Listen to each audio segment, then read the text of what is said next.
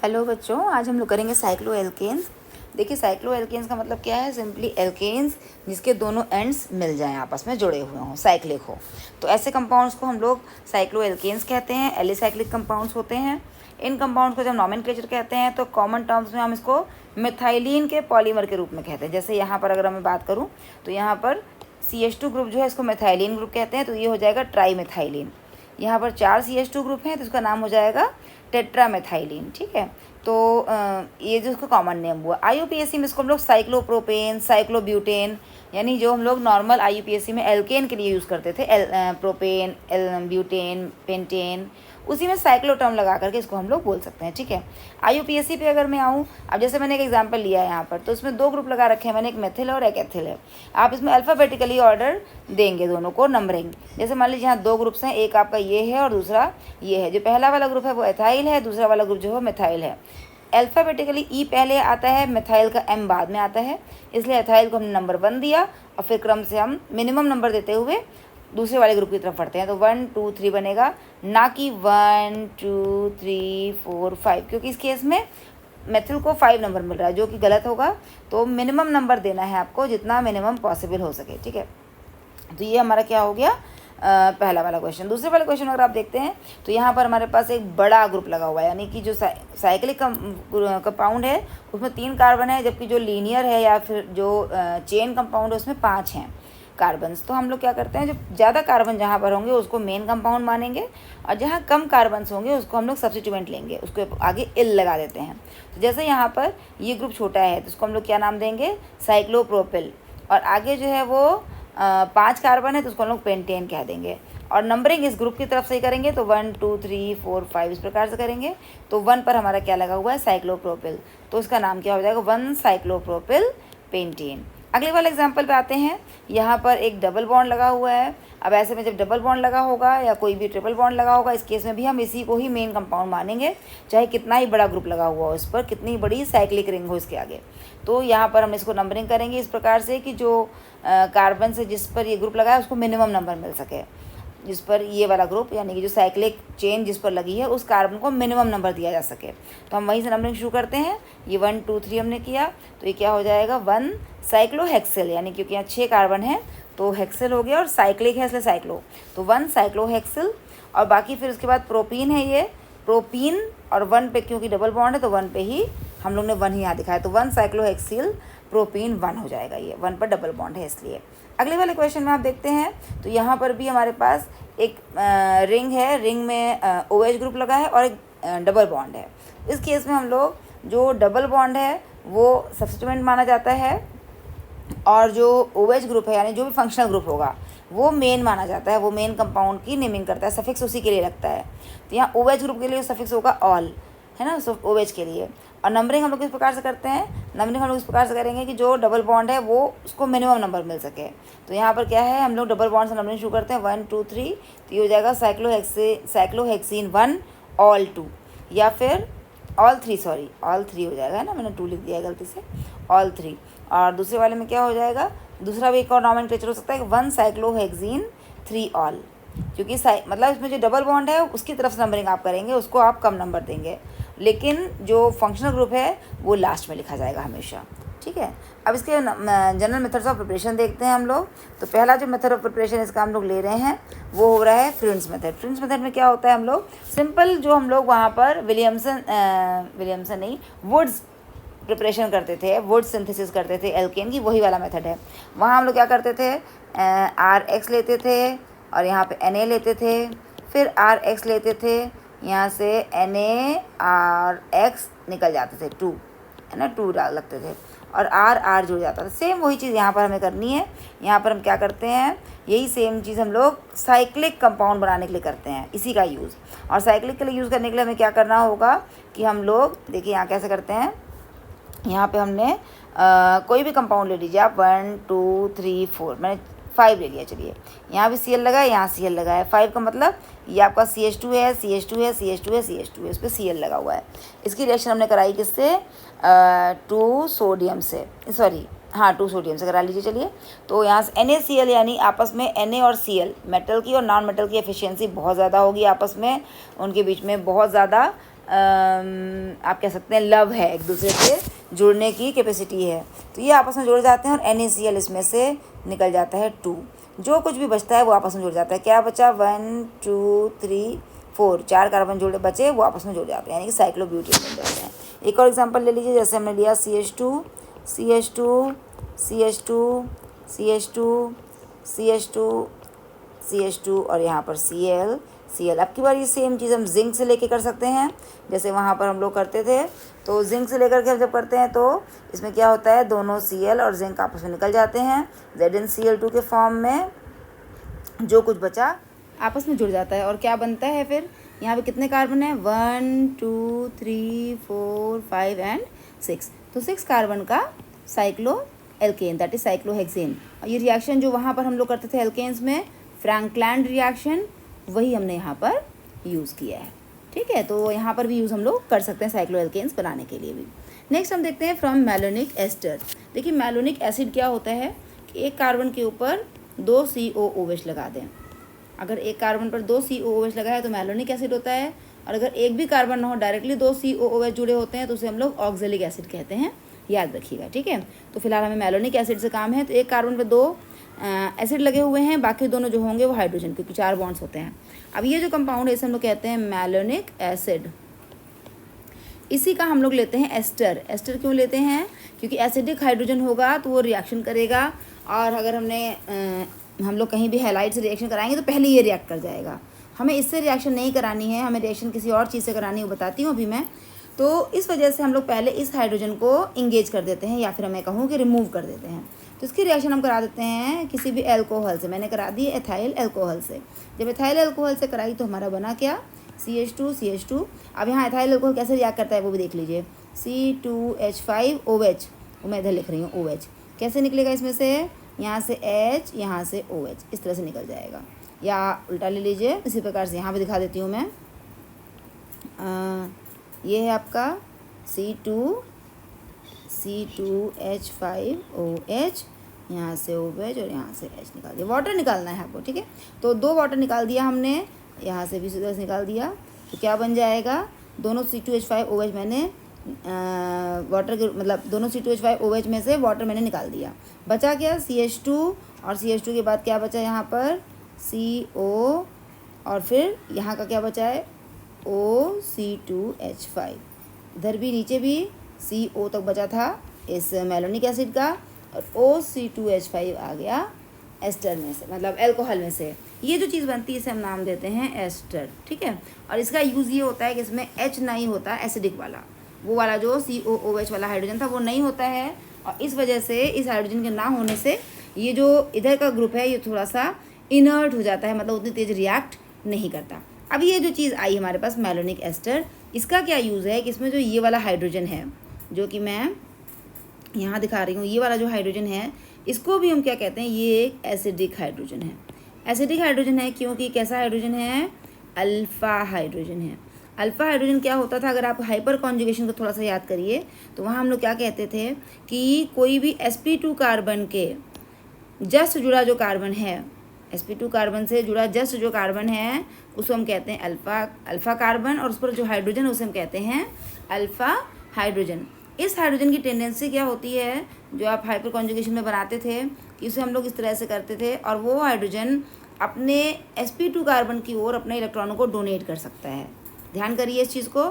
जैसे ये है, सपोज एग्जांपल दिखाती हूँ मैं। जैसे मेरे पास एक कंपाउंड है CH3 एसीटोन। इस कंपाउंड में यहाँ जो कार्बन है ये, पहले बात तो ये sp2 है ये वाला, और उससे जुड़ा हुआ जो कार्बन है यानी कि ये वाला कार्बन, ये कैसा कार्बन होगा? Alpha carbon. इस पर जो हाइड्रोजन्स हैं ये कैसे हाइड्रोजन्स हैं? Alpha hydrogens. अब ये जो अल्फ़ा हाइड्रोजन्स हैं इनकी क्या टेंडेंसी बताई मैंने कि ये जो हैं इनकी एक निकलने की प्रवृत्ति होती है, अपने इलेक्ट्रॉनों को छोड़कर जाने की टेंडेंसी होती है। तो क्या टेंडेंसी होगी देखिएगा कि यहाँ पर जो हाइड्रोजन है, मैं अगर इसको खोल करके लिखूँ, इस प्रकार से हैं 3 हाइड्रोजन, ये इलेक्ट्रॉन अपने बगल वाले कार्बन जिस पर कि sp2 हाइब्रिडाइजेशन है उस ओर दे देगा, और दे करके जब ये दे देगा तो किस फॉर्म में निकल जाता है? CH3C, यहाँ पे ऐसे छोड़ रही हूँ मैं, CHH। यहाँ वाला बॉन्ड जो हाइड्रोजन था वो चला गया, बॉन्ड जाने की वजह से क्या चार्ज आ गया? Positive charge. और बॉन्ड कहाँ पहुँचा? यहाँ पहुँच गया, यहाँ हो गया डबल बॉन्ड। अब जब डबल बॉन्ड पहुँचा तो ये जो कार्बन है sp2 वाला, इसके पास ऑलरेडी 4 बॉन्ड्स थे, 1 2 3 4, एक बॉन्ड और आ गया ये वाला। जब एक बॉन्ड और आ गया, बल्कि मैं कलर चेंज करके दिखाऊँ आपको कि रेड तो हमारा ये था 1 2 3, ये तीनों हैं, और चौथा यहाँ पर था। ये जो 4 बॉन्ड्स थे, उसके बाद एक और बॉन्ड आया नया, जो कि मैं अब ग्रीन से दिखा रही हूँ आपको, ये वाला।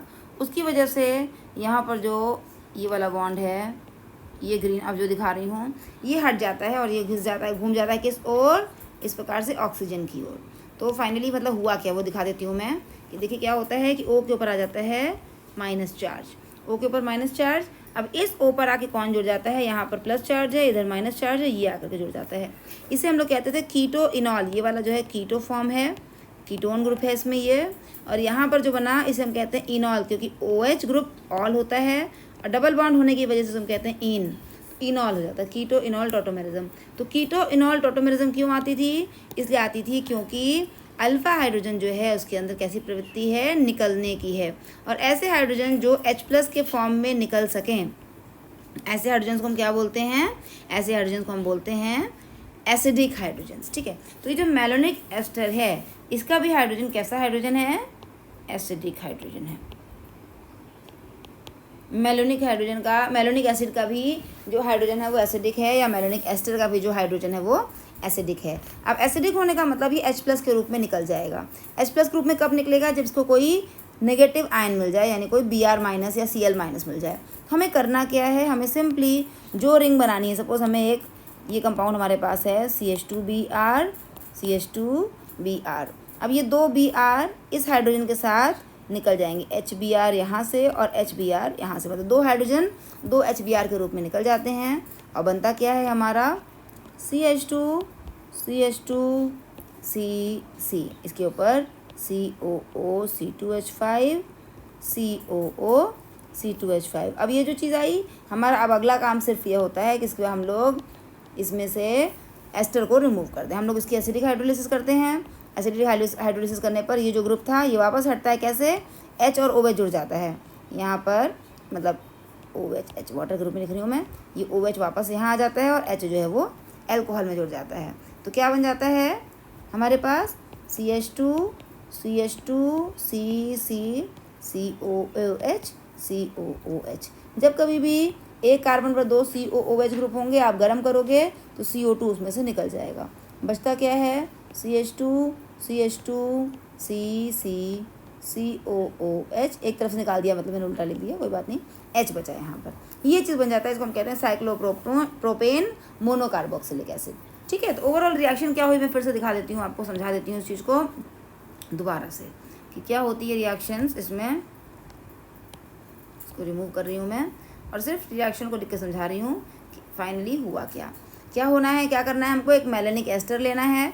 मेलेनिक एस्टर हमारा क्या होता है, ये है सिंपली मेलेनिक एसिड लीजिए पहले, और इसके पास क्या लगाइए, COOH COOH, ये एसिड है। हमने रिएक्शन कराई अल्कोहल से, C2H5OH C2H5OH, और यहाँ से हमने वाटर रिमूव कर दिया, OHH OHH। यहाँ से वाटर रिमूव करते ही ये क्या बन गया, इसको मैं फिर तुरंत यहीं डिलीट कर रही हूँ, और डिलीट करने से हम डिलीट करके हम यहाँ क्या लगाएंगे, एस्टर ग्रुप। तो यहाँ क्या बन जाएगा हमारे पास CO, ये तो था ही, OH यहाँ से रिमूव हो गया तो O C2H5 हो गया, नीचे भी O C2H5। ये होता है मेलेनिक एस्टर। इसकी रिएक्शन हम किससे कराते हैं, 2 हैलाइड ग्रुप से। हमने मान लीजिए ले लिया CH2 Br 2 हैलाइड आ गए। अब दोनों हैलाइड में से HBr निकाल दूंगी मैं।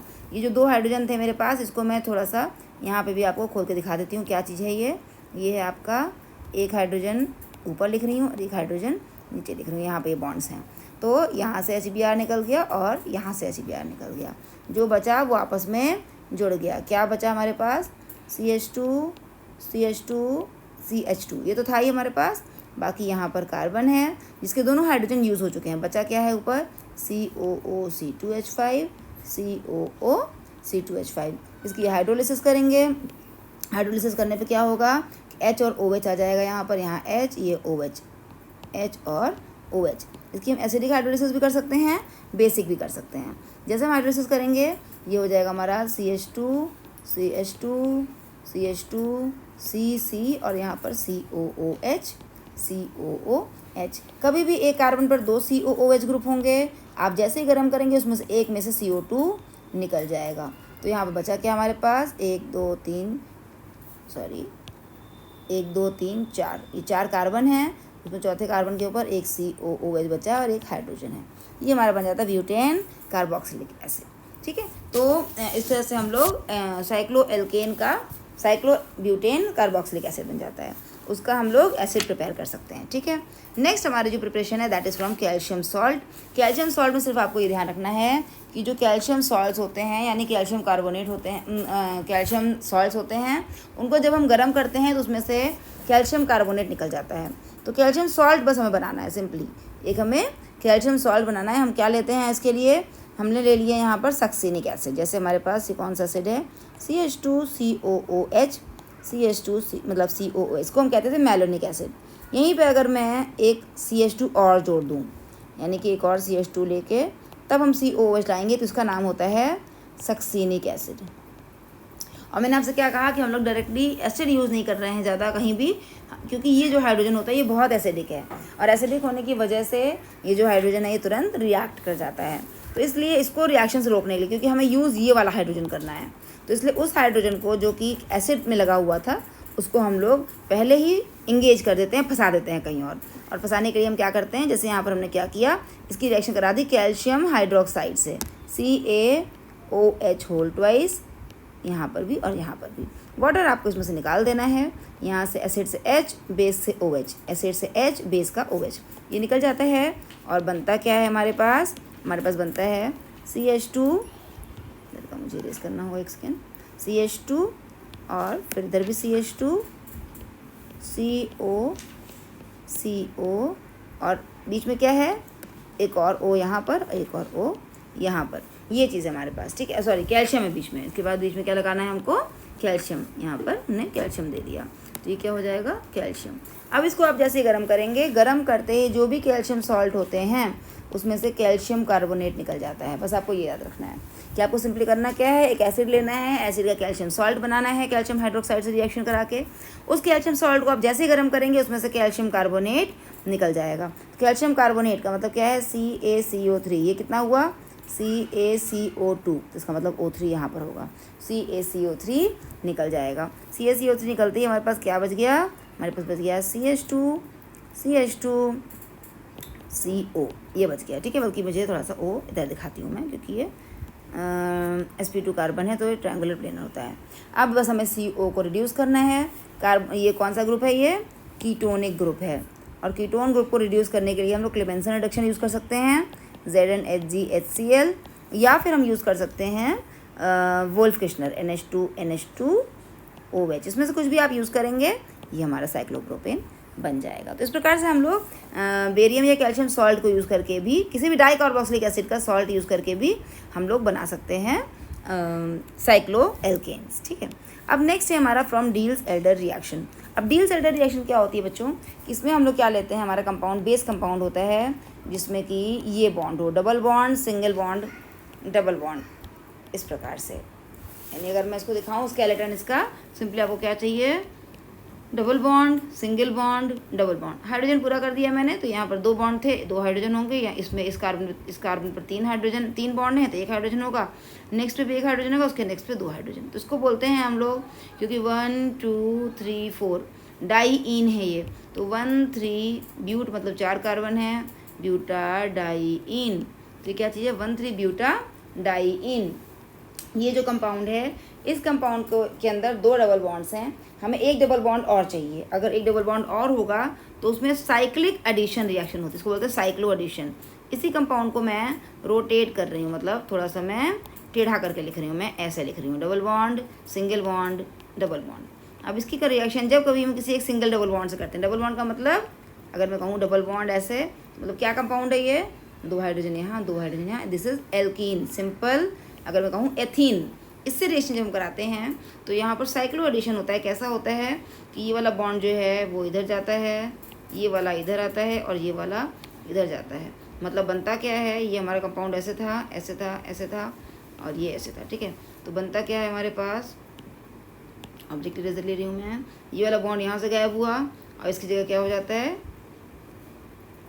यहाँ पर एक नया बॉन्ड बनता है। फिर ये वाला बॉन्ड यहाँ से गायब होता है, इसकी जगह एक यहाँ नया बॉन्ड बनता है। और ये वाला बॉन्ड यहाँ से गायब होता है, इसकी जगह एक यहाँ नया बॉन्ड बनता है। इस प्रकार से एक रिंग क्लोज हो जाती है। और ये जो रिंग है ये किसकी है, साइक्लोहेक्सीन की, क्योंकि यहाँ पर डबल बॉन्ड है, साइक्लोहेक्सीन बन जाता है। अब सिंपली हम इसको रिड्यूस कर सकते हैं। डबल बॉन्ड को रिड्यूस करने के लिए हम लोग निकेल H2 यूज़ कर सकते हैं। निकेल H2 इस डबल बॉन्ड को रिड्यूस करके सिंपली हमारा साइक्लोहेक्सेन बना देता है। तो ये भी एक मेथड है जो कि अच्छा मेथड है, इजी मेथड है साइक्लो एल्केन्स बनाने के लिए। नेक्स्ट हमारे पास एडिशन ऑफ कार्बीन्स है। कार्बीन्स क्या होते हैं, कार्बीन्स एक न्यूट्रल इलेक्ट्रोफाइल होते हैं और ये एक इंटरमीडिएट्स हैं। अगर आपको याद हो, आपने फर्स्ट ईयर में ये पढ़ा होगा, तो ये न्यूट्रल इलेक्ट्रोफाइल्स होते हैं। न्यूट्रल इलेक्ट्रोफाइल्स कैसे बनते हैं अगर मैं याद दिलाऊं, जैसे मान लीजिए हमारे पास ये कोई एक एल्केन है, मैंने ले लिया मीथेन। इस मीथेन में से अगर मैं एक H+ निकाल दूं और एक H- निकाल दूं, तो जो बनेगा दैट इज़ कार्बीन। कैसे निकलेगा, देखिए यहाँ पर H+ निकालने का मतलब है कि H अपना इलेक्ट्रॉन छोड़ के निकल जाए। जब H अपना इलेक्ट्रॉन छोड़ के निकल जाएगा तो बचेगा क्या हमारे पास बचेगा HCH। H अपना इलेक्ट्रॉन छोड़ के निकला मतलब यहाँ 2 इलेक्ट्रॉन आ गए हमारे पास, ये वाले दोनों इलेक्ट्रॉन्स है ना, 2 इलेक्ट्रॉन्स आ गए।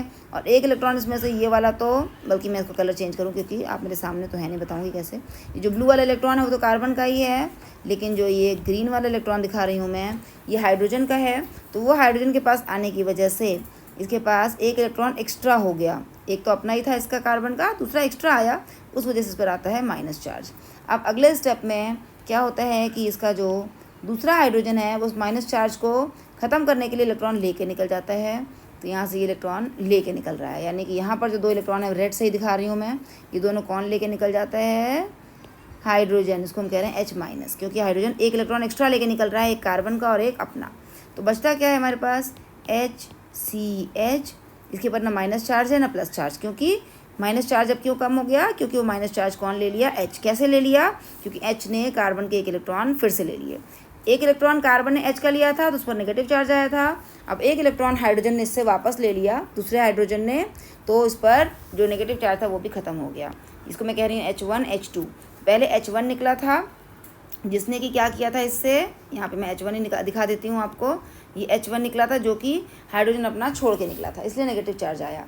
बाद में ये H2 निकलता है जो कि अपने इलेक्ट्रॉन के साथ कार्बन के इलेक्ट्रॉन को भी ले के निकलता है, तो इसका नेगेटिव चार्ज भी ख़त्म हो जाता है। सिर्फ इसके पास बचता क्या है, इसके पास बचता है वही दोनों इलेक्ट्रॉन्स, एक कार्बन का और एक जो हाइड्रोजन से आया था, मतलब 2 इलेक्ट्रॉन हो जाते हैं इसके पास एक्स्ट्रा, ना कोई पॉजिटिव चार्ज ना कोई नेगेटिव चार्ज, इसलिए इसको हम नाम देते हैं न्यूट्रल इलेक्ट्रोफाइल, और यही कहलाता है कार्बीन। ठीक है, अब ये कार्बीन की क्या टेंडेंसी है कि क्योंकि इसके पास टोटल इलेक्ट्रॉन कितने हैं, 1 2 3 4 और 5 6, ये 2 इलेक्ट्रॉन, टोटल 6 इलेक्ट्रॉन्स हैं, इसलिए ये इलेक्ट्रॉन्स चाहता है, इसको इलेक्ट्रॉन चाहिए, इलेक्ट्रॉन लविंग होता है, इसलिए इसे हम कहते हैं इलेक्ट्रोफाइल। और क्योंकि इसके ऊपर कोई चार्ज नहीं है इसलिए इसको हम कहते हैं न्यूट्रल इलेक्ट्रोफाइल। ये जो ग्रुप है इसकी एक टेंडेंसी होती है कि डबल बॉन्ड पर ऐड हो जाता है, जहाँ कहीं भी डबल बॉन्ड होगा वहाँ ही ऐड हो जाएगा। जैसे मैं एक सबसे स्मॉलेस्ट कंपाउंड ले रही हूँ डबल बॉन्ड का, इथीन। ये मैंने क्या लिया, एथीन। इस पर जब रिएक्शन कराते हैं CH2 की, कार्बीन की, तो क्या बन जाता है, ये बीच में आकर के ऐड हो जाता है, और ऐड होकर क्या बनता है, CH2। कैसे ऐड होता है वो भी समझाती हूँ मैं, लेकिन बीच में ऐड होकर क्या बनाता है, ये यानी साइक्लोप्रोपेन बना देता है, साइक्लोप्रोपेन। अब इसका ऐड होने का तरीका क्या है, वो कुछ इस प्रकार से है, वो यहाँ पर दिखा दे रही हूँ मैं, यहाँ इसको हटा रही हूँ, इसको हटाती हूँ। देखिए क्या होता है, ये हमारा, ये है हमारा CH2। ठीक है, अब इसके पास 2 इलेक्ट्रॉन्स हैं, ये 2 इलेक्ट्रॉन्स हैं, ये 2 इलेक्ट्रॉन इसको देगा। क्यों देगा, क्योंकि ये जो एल्कीन होता है हमारा, ये भी इसको इलेक्ट्रॉन चाहिए होता है, तो इसके पास इलेक्ट्रॉन गए, ये 2 इलेक्ट्रॉन, और इसका जो डबल बॉन्ड है वो इसके पास आया। इस प्रकार से एक नया बॉन्ड यहाँ भी क्रिएट होता है और यहाँ भी क्रिएट होता है। थोड़ा और डिटेल में अगर समझाना चाहूँ मैं इस चीज़ को आपको, अगर आप देखना चाहें इसको तो इस तरह से देख सकते हैं। ये CH2 है, इसको मैंने कहा कि ये इलेक्ट्रोफाइल है, अगर हम इसकी मैकेनिज्म समझें, इसको इलेक्ट्रॉन चाहिए, यहाँ पर है पाई बॉन्ड, ये जो मैं इसको ग्रीन कलर से दिखा रही हूँ अब आपको, ये है पाई बॉन्ड, मतलब इलेक्ट्रॉन एक्सेस है इसके पास, पाई इलेक्ट्रॉन्स हैं। ये पाई इलेक्ट्रॉन इसको डोनेट करता है, जब डोनेट करता है तो क्या बन जाता है, इस पर आ जाता है माइनस चार्ज। और जो पाई इलेक्ट्रॉन इसको मैं दिखाऊँ अगर तो 2 इलेक्ट्रॉन है, एक इलेक्ट्रॉन यहाँ, एक इलेक्ट्रॉन यहाँ, तो उसको अगर आप देखेंगे तो कुछ इस प्रकार का है। इसको मैं दिखाऊँ तो इस प्रकार से है कि एक इलेक्ट्रॉन ये है, एक इलेक्ट्रॉन ये है। इस कार्बन के पास जो इसका अपना इलेक्ट्रॉन अपने पास रखा, लेकिन ये वाला इलेक्ट्रॉन उसने इसको दे दिया। जब दे दिया तो ये क्या बना, यहाँ पर कुछ इस तरह की चीज़ बन गई ऐसे। तो ये जो बना इनके बीच में आ जाता है एक बॉन्ड। अब कार्बन ने इलेक्ट्रॉन ले लिया, इसलिए इस पर आया नेगेटिव चार्ज। अब नेगेटिव चार्ज आने की वजह से और साथ में इस कार्बन ने अपने इलेक्ट्रॉन दिए, इस पर आ गया पॉजिटिव चार्ज। अब ये नेगेटिव चार्ज को अपना ख़त्म करना चाहता है और ये पॉजिटिव है इसलिए लेना चाहता है। तो 2 इलेक्ट्रॉन जो इसके पास ब्लू कलर के दिख रहे हैं, उसमें एक इलेक्ट्रॉन ये इसको दे देता है। एक जब उसको दे देता है तो बनता क्या है, इसको फिर मैं रेज करके दिखा रही हूँ। बनता कुछ इस प्रकार से है कि एक इलेक्ट्रॉन यहाँ, एक इलेक्ट्रॉन यहाँ, इनके बीच में बॉन्ड, प्लस और माइनस चार्ज दोनों यहाँ से ख़त्म हो जाते हैं। ठीक है, तो ये वाले मैकेनिज्म है। तो लेकिन फिलहाल मैकेनिज्म आपको नहीं समझनी, आपको सिर्फ समझना है कि जहाँ कहीं भी कार्बिन होगा वो कार्बिन तुरंत ही डबल बॉन्ड पर ऐड कर देता है। साइक्लो एडिशन यहाँ भी हो जाता है डबल बॉन्ड के बीच में, और उस एडिशन में जो रिंग है वो क्लोज हो जाती है। ठीक है, और ये कार्बिन बनता कैसे है, कार्बिन हमारे पास कहीं रखा हुआ नहीं होता, क्योंकि स्टेबल कोई कंपाउंड नहीं है, ये एक इंटरमीडिएट है। तो इसे हमें क्या करना पड़ता है, इसे हमको प्रिपेयर करना पड़ता है। उसके लिए हम लोग सिंपली ले सकते हैं, जैसे हमने ले लिया CHCl3 क्लोरोफॉर्म, इसको आप हीट करेंगे तो कार्बिन बन जाता है। तो ऐसा कोई कंपाउंड हमें लेना पड़ता है, या फिर CH2N2 डाईएज़ोमीथेन, इसको भी हम हीट करेंगे तो भी कार्बिन निकलता है। तो इस तरह के कोई कंपाउंड हमें लेने पड़ते हैं, उसको हीट करते हैं हम अलॉन्ग विथ एल्कीन। तो अपने आप रिएक्शन में कार्बिन प्रोड्यूस होती है और वो एल्कीन पर ऐड होकर के साइक्लोप्रोपेन बनाती है। ठीक है, तो ये इसके मेन मेथड्स थे। इसके अलावा 1-2 मेथड्स और हैं जो थोड़ा बहुत मैं नाम आपको हल्का से बता देती हूँ, जैसे Simon Smith reaction. Simon Smith reaction के लिए सिर्फ आपको ये याद रखना है, साइमन स्मिथ रिएजेंट वो है CH2I2। CH2I2 की रिएक्शन जब कभी भी हम जिंक कॉपर से कराते हैं तो उस केस में भी हमारे पास एक ऐसा रिएजेंट बनता है जो कि साइमन स्मिथ रिएजेंट एक्चुअली वो है। तो वो जो रिएजेंट है वो हमें साइक्लोप्रोपेन बना के देता है। कैसे, CH2I2 अगर आप देखेंगे तो कैसा होता है, CH2I2 सिंपल एक मीथेन का डेरिवेटिव है, इस पर 2 I लगे हैं। अभी जो जिंक है ये क्या करता है, इस I के बीच में घुस जाता है, बनता क्या है CH2 और एक I तो अपनी जगह पर ही है, सॉरी एक I अपनी जगह पर ही है, यहाँ जिंक और फिर I बीच में आ जाता है। ये जो चीज़ बना है कुछ एक तरह से RMgX की तरह ग्रिग्नार्ड रिएजेंट जैसा हो जाता है।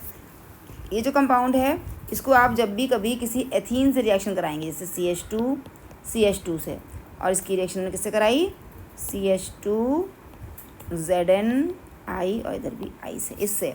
तो इस केस में सिंपली ये जो ZnI2 है ये निकल जाता है और CH2 यहाँ पर कार्बिन की तरह ही ऐड हो जाता है, यानी साइक्लोप्रोपेन बन जाता है, साथ में ZnI2 निकल जाता है। मतलब यहाँ पर आप सिंपली ऐसा कहिए कि यहाँ से ZnI2 निकल जाएगा और CH2 बीच में ऐड हो जाता है। तो ये साइमन स्मिथ रिएक्शन है, इसको भी आप लोग हल्का सा चाहे तो ध्यान रख सकते हैं। इसके अलावा एक थॉर्प जिगलर रिएक्शन है जो कि बहुत ज़्यादा मतलब थोड़ा सा बच्चों को टफ लगती है, इसलिए नॉर्मली मैं क्लास में नहीं बताती, लेकिन हल्का सा आप चाहें तो मैं इस वीडियो में कंप्लीट करती हूँ इन दोनों रिएक्शंस को, थॉर्प जिगलर और डिकमैन साइक्लाइजेशन।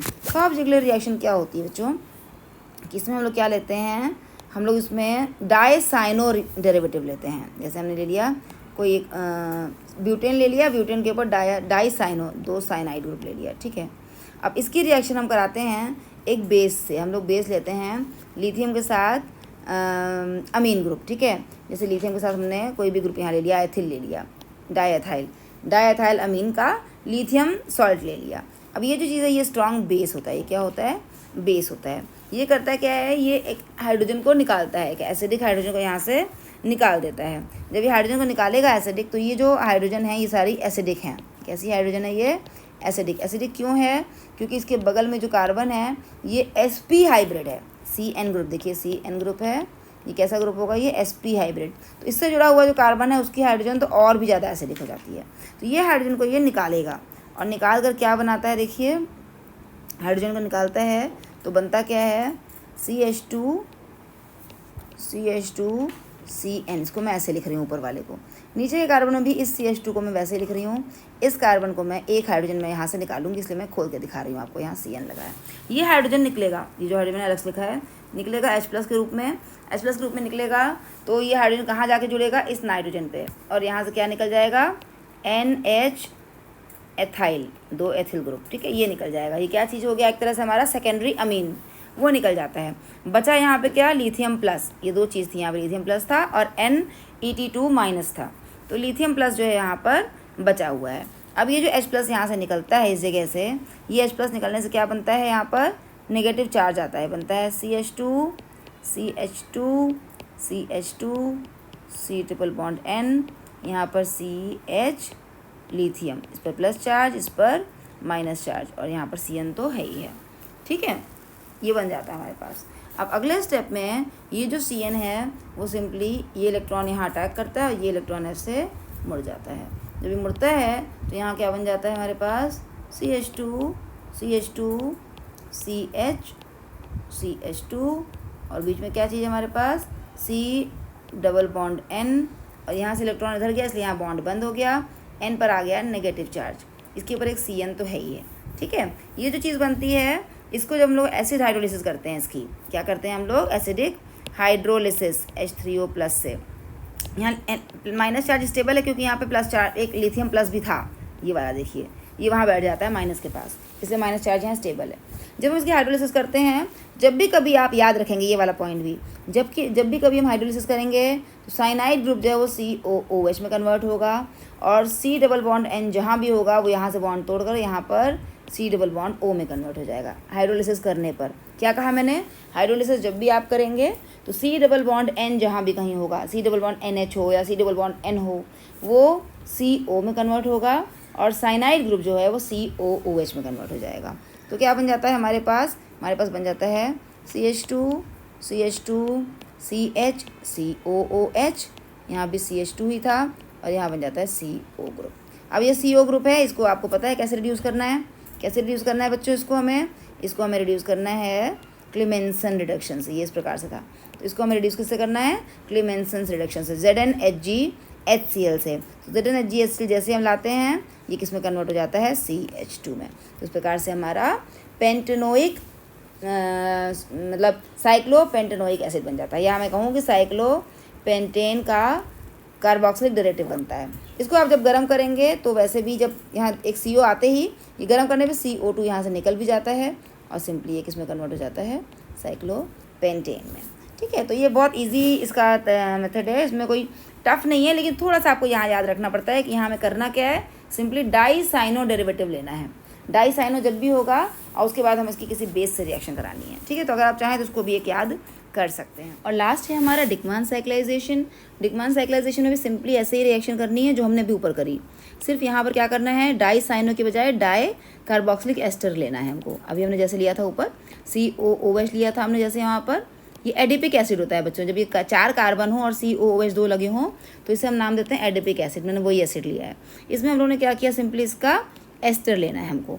एस्टर का मतलब वही हमें अल्कोहल से रिएक्शन करानी है, COOH था, हमने इसकी अल्कोहल से रिएक्शन कराई C2H5OH से, तो होता क्या है, यहाँ से OH और यहाँ से H निकल जाता है, जो बचता है वो आपस में जुड़ जाता है। बचता क्या है, नीचे लिख के दिखा देती हूँ मैं, OC2H5, तो इसे हम लोग कहते हैं ethyl ester of carboxylic acid, ठीक है। तो हम लोग क्या करेंगे, यहाँ पर ये जो कंपाउंड है इसकी रिएक्शन कराते हैं। इसको मैंने लंबा ऐसा दिखा दिया है, चलो मैं रेज करके वैसे लिख देती हूँ, OC2H5 लिख देती हूँ, ठीक है। तो क्या बन जाता है ये एस्टर OC2H5। इसकी रिएक्शन सिंपली हम कराते हैं NaOC2H5 से। ये एक बेस है, इसके आते ही होता क्या है, ये वाला जो हाइड्रोजन, ये अल्फा हाइड्रोजन है। ये कैसा हाइड्रोजन है, अल्फा हाइड्रोजन, क्योंकि ये sp2 कार्बन है तो ये अल्फा हाइड्रोजन है। ये हाइड्रोजन जो है H+ के रूप में निकलेगा क्योंकि ये स्ट्रॉन्ग बेस है। ये क्या चीज़ है, बेस है। तो इस बेस की वजह से अल्फा हाइड्रोजन जो है वो हाइड्रोजन जो है वो H+ के रूप में निकलता है। वो जो H+ के रूप में निकलता है वो किसके साथ जुड़ जाता है, इसके साथ, यहाँ से OC2H5 के साथ एल्कोहल के रूप में निकल जाएगा, C2H5OH बनाकर, ठीक है। यानी ये OC2H5 और यहाँ से ये हाइड्रोजन ये निकल जाएंगे। और जब निकलेंगे, इसको मैं अगर ऐसा समझाना चाहूँ आपको तो क्या बनेगा, देखिए यहाँ से OC2H5 CO2H5 और यहाँ से एक ये हाइड्रोजन, ये निकाल दीजिए बस आप। जो निकले उस वहाँ पे जगह खाली होती है और वहाँ पे ये जुड़ जाते हैं। क्या हुआ, CH2 ऊपर CH2 CO, और इस CO पर ही बॉन्ड इसका फ्री हुआ यहाँ पर, और यहाँ पे क्या चीज़ है हमारे पास, CH, एक हाइड्रोजन का बॉन्ड यहाँ फ्री हुआ। तो ये इसका मतलब आपस में जुड़ेंगे, तो जुड़ के कैसे बनेगा ये, इसको अगर बनाऊँ तो ये वाला बॉन्ड हटा रही हूँ मैं यहाँ से, ये आपस में जुड़ जाएंगे 5 कार्बन पे। इसके अलावा इस कार्बन पे एक बॉन्ड बचा हुआ है जो कि क्या था, OC2H5, तो वो अभी भी अपना COC2H5 ये अभी भी इसके पास बचा हुआ है, यानी COOC2H5, यानी ये चीज़ तो बचा ही हुआ है, इसको हमने कुछ नहीं छेड़ा है, इसको अपनी जगह पड़ा हुआ है COOC2H5। अब ये जो चीज़ आई इसकी फिर हमने कहा ये हम एसिडिक इसकी हाइड्रोलिसिस करते हैं, और हाइड्रोलिसिस करते ही क्या बन जाएगा, CH2 CH CH2 CO, ये हो जाएगा COOH। हीट करते ही CO2 उसमें से निकल जाएगी, यहाँ से CO2 निकलते ही हमारे पास फिर से क्या बन जाता है, 5 कार्बन का एल्केन, 5 कार्बन का कीटोन, 5 कार्बन का साइक्लिक कीटोन, ZnHgHCl ले लीजिए, ये जो है क्लेमेंसन रिडक्शन कर देगा और हमारे पास साइक्लोपेंटेन बन जाता है। तो ये भी मेथड एक अच्छा मेथड है, डिकमन साइक्लाइजेशन। सिर्फ आपको याद क्या रखना है कि यहाँ पर हम लोग को डाई एस्टर लेना है बस, और साथ में बेस लेना है कोई भी, तो हम वहाँ सोडियम एल्कोक्साइड लेते हैं बस बच्चों। यहाँ पर ही हमारा वीडियो एंड होता है। नेक्स्ट वीडियो में मैं शेयर करूँगी आपसे इसकी प्रॉपर्टीज़ और बेयर स्ट्रेन थ्योरी। थैंक